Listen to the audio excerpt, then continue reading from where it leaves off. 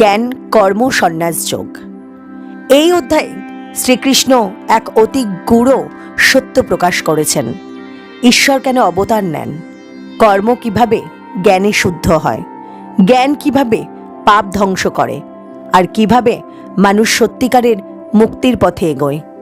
ভগবান শ্রীকৃষ্ণ প্রথমেই এক আশ্চর্য কথা বলেন। হে অর্জুন, এই অক্ষয় যোগ আমি সূর্যদেবকে বলেছিলাম, সূর্যদেব মনুকে বলেছিলেন, মনু ইক্ষ্বাকুকে বলেছিলেন। এই যোগ যুগে যুগে চলে আসছে।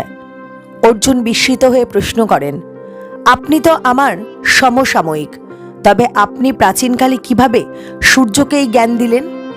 তখন শ্রীকৃষ্ণ বলেন, সেই মহান বাণী, হে অর্জুন, তোমার বহু জন্ম হয়েছে, আমারও বহু জন্ম হয়েছে।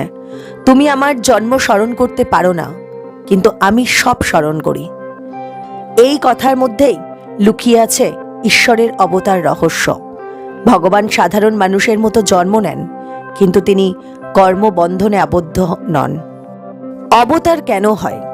শ্রীকৃষ্ণ তখন বলেন, যখনই ধর্মের গ্লানি হয়, অধর্ম বেড়ে যায়, তখনই আমি অবতার গ্রহণ করি, সাধুদের রক্ষা করতে, দুষ্টদের দমন করতে এবং ধর্ম স্থাপন করতে আমি যুগে যুগে অবতার হই।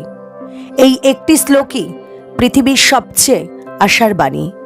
যখন সমাজ অন্ধকারে ডুবে যায়, যখন অন্যায় অত্যাচার বেড়ে যায়, যখন সত্যের কণ্ঠ রোধ হয়ে যায়, ঠিক তখনই ঈশ্বর নতুন রূপে আবির্ভূত হন। রাম, কৃষ্ণ, বুদ্ধ সবাই এই অবতার ধারাই অংশ। জ্ঞান কিভাবে কর্মকে শুদ্ধ করে? শ্রীকৃষ্ণ বলেন, যেমন আগুন কাঠকে ভস্ম করে দেয়, ঠিক তেমনই জ্ঞান সমস্ত পাপ ভস্মীভূত করে। আমরা অনেক সময় বলি, আমি খুব পাপ করেছি, আমার আর মুক্তি নেই।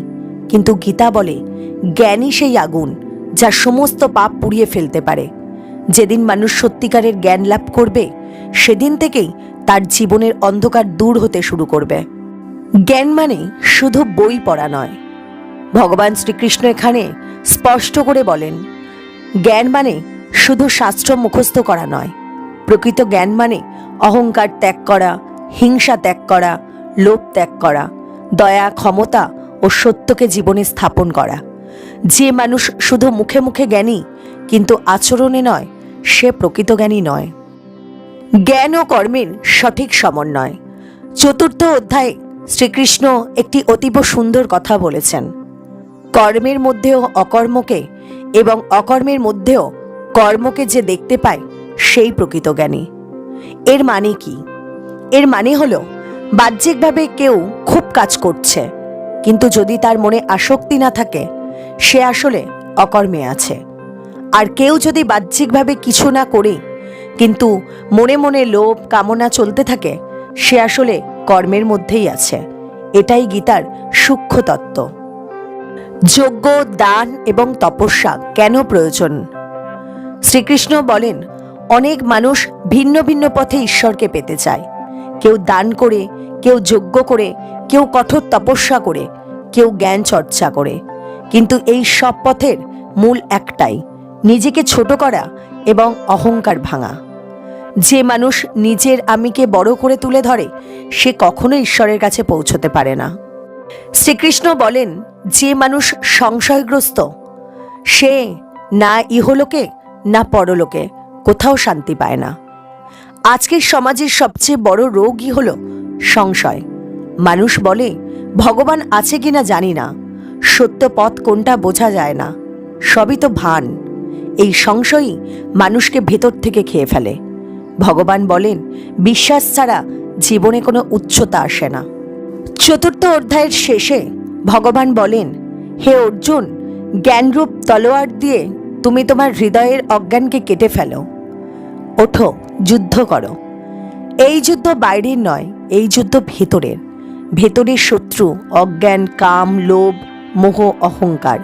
এই শত্রুদের বধ না করলে, বাইরের শত্রু হারালেও শান্তি আসে না। চতুর্থ অধ্যায় থেকে জীবনের 12টি মহামূল্যবান শিক্ষা আমরা পাই। ঈশ্বর যুগে যুগে অবতার নেন, ধর্ম রক্ষাই অবতারের উদ্দেশ্য। জ্ঞান সমস্ত পাপ ধ্বংস করতে পারে, অহংকার জ্ঞানের সবচেয়ে বড় শত্রু। কেবল মুখের জ্ঞান যথেষ্ট নয়, কর্মে আসক্তি না থাকাই প্রকৃত ত্যাগ। যজ্ঞ, দান ও তপস্যা অহংকার ভাঙে, সংশয় মানুষের সর্বনাশ করে। বিশ্বাসী জ্ঞানের প্রথম দরজা। জ্ঞানের তলোয়ারেই অজ্ঞান নাশ হয়। বাহ্যিক ত্যাগ নয়, অন্তরের ত্যাগ আসল। জ্ঞান ও কর্ম একসাথে মুক্তির পথ। আজকের জীবনে চতুর্থ অধ্যায় কেন অপরিহার্য? আজকের মানুষ জ্ঞান ছাড়া কাজ করে, কাজ ছাড়া জ্ঞান নিয়ে অহংকার করে, ঈশ্বরকে সন্দেহ করে, শুধু নিজের স্বার্থ দেখে। এই কারণেই সমাজে অশান্তি বাড়ছে।